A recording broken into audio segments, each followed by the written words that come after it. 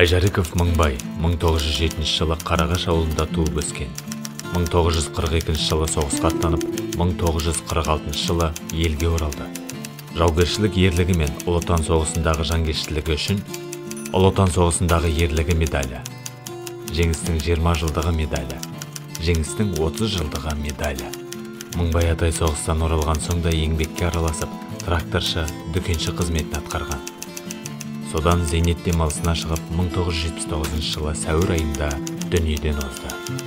Бұл күнде оның ұрпақтары аман-есен өмір сүріп келеді.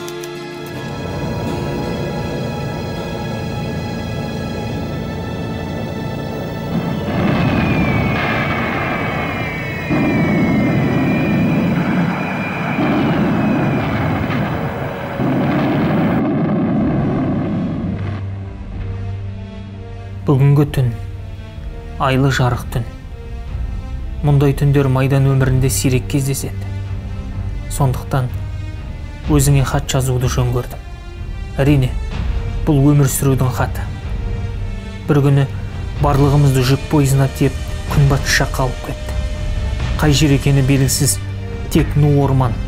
Біздерге бұйрық, жау келіп қалды деген хабар келді.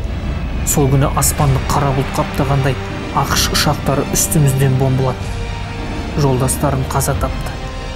Мен жасырынып бір қоймаға кірсем, ішінде 4-5 өзбек бауырлар отыр екен. Мен шаршап келгендіктен босағаға отырып, мылтығыма сүйеніп ұйықтап кетіп. Түн ортасында гүрсілдеген дауысқа оянып кетсем, үстімізге бомба түсіп, қойма ортасына түскен. Өзбек бауырлар астында қалды.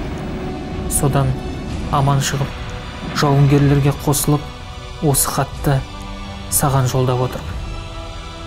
Шәрипа, сен жіберген хаттардан амандықтарыңды біліп, қуанып отырмын.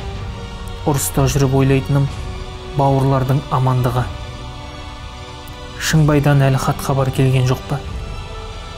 Артында ұрпақтары қалмады. Қаралы хабарға қимайды екенсің. Үмітімізді үзбейік. Айтқалиды да майдан қалып кететін болар. Қазір апамның қасында жүріп, қолғабыс болсын. Ауыл ел, көрші көлем саума, бәріне сәлем айт. Біз әлі сол фронттамыз. Қайтадан ұрысқа жіберуін күтіп отырмыз. Жауын мен дауылға, аштыққа қарамастан, елге жеңіспен оралатынымызға сенімдімін. Бар күшімізді салып күресудеміз.